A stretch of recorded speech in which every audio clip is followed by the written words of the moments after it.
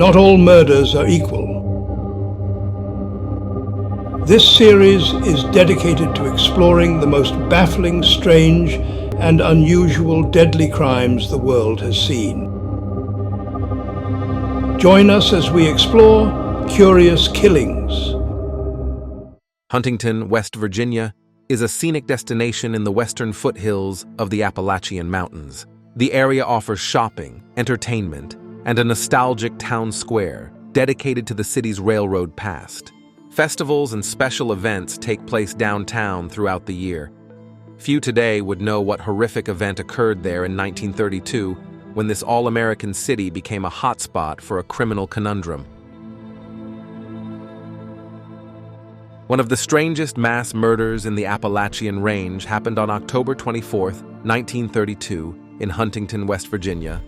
The nation was rocked by the extermination of one of the city's most prominent families. So, what made it so strange? This case had everything from a lack of witnesses to a lack of motive, and much more. One of the victims even left a note stating he was killed by a ghost. Samuel White Patterson was born in Elk County, Pennsylvania in 1863. He married Mary Cleveland from Brooklyn, New York in 1903. Several rumors stated her ancestors founded Cleveland, Ohio. Samuel was a successful coal operator in the Pocahontas coal field. He moved his attention to the Williamson Field in 1924. Mary was active in the Women's Club. Their only son, Thomas, was a literary prodigy. He graduated with honors from Yale University and was a member of the Skull and Bones Society. He returned home after graduation but remained a literary individual with many friends and acquaintances. Rumors said he had a biography of Edgar Allan Poe with a publisher at the time of his death. He privately published a book of poetry, but no copies are known to exist today. The servants couldn't enter Samuel Patterson's home that Monday morning. They heard music inside, so they knew the family was home. They tried every way to attract their attention to no avail. They then began to think something was very wrong. They contacted Samuel's brother, George, who lived across town. He broke a window to get inside the home. Nothing was out of the ordinary. At first, there were no signs of struggle or forced entry. Nothing was stolen or out of place. They went to Samuel's study and found his body sitting at his desk, as if he were reading.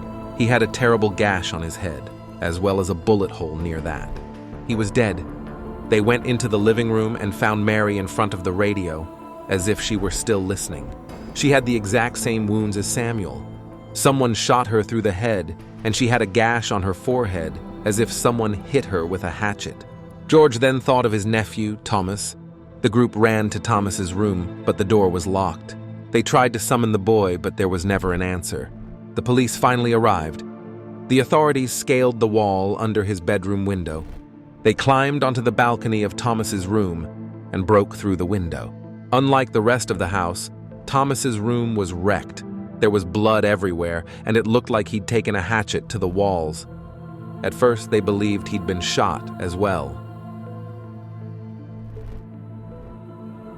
It seems the authorities automatically assumed Thomas committed the crime.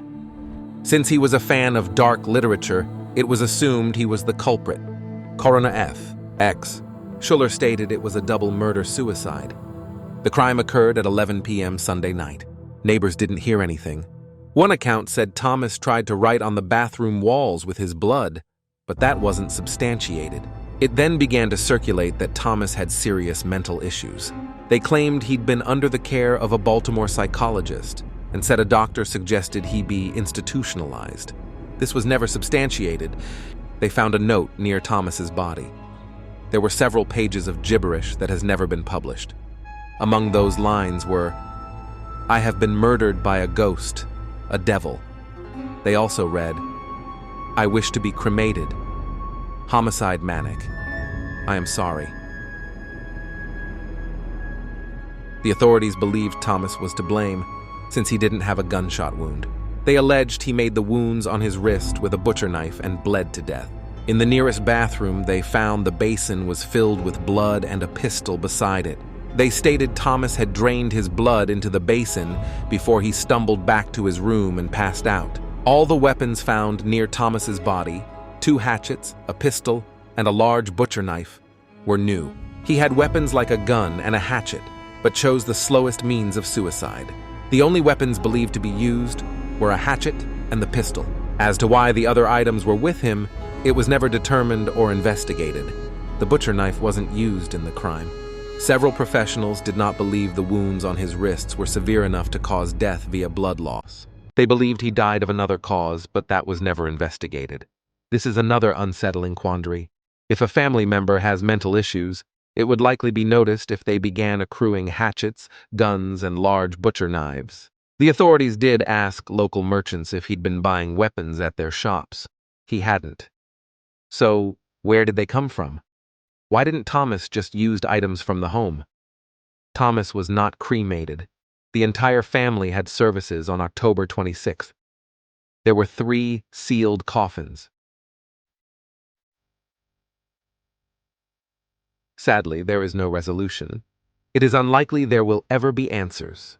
If he drained his blood into the basin, stumbled to his room, and passed out, how could he have taken a hatchet to the walls? The authorities stated the walls were destroyed via a hatchet. In retrospect, it appears as if he was trying to escape his room rather than remain inside. The infamous basin of blood could have just been where the murderer cleaned up, but that was never openly considered. There are also worrisome details with the parents. There were no defensive wounds or signs of a struggle. It was as if someone shot both Samuel and Mary at the exact same time. If someone shot Samuel first, surely Mary would have gone to investigate, and vice versa. Instead, the couple remained seated in position, as if they were unaware of the fate that befell them. Why did they have 2 wounds?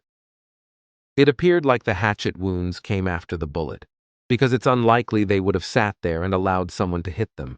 Thomas Patterson was a successful, cultured young man with no known issues beyond those stated before. Why would he kill his own parents? There's also question as to why he chose such a protracted means of ending his own life when he had a gun. Even the authorities had questions as to what killed Thomas. Another issue is the silence. Why didn't the neighbors hear gunfire? Mary's radio was loud enough to be heard from the porch, but not loud enough to disturb neighbors. A gunshot would have been even louder. It really was as if the murders were committed by a ghost.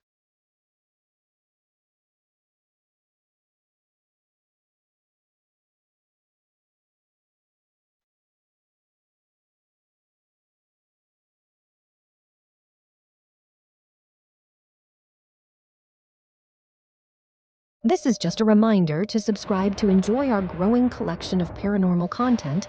Don't forget to like your favorite episode and ring the bell to be notified of new content. As always, thanks for watching.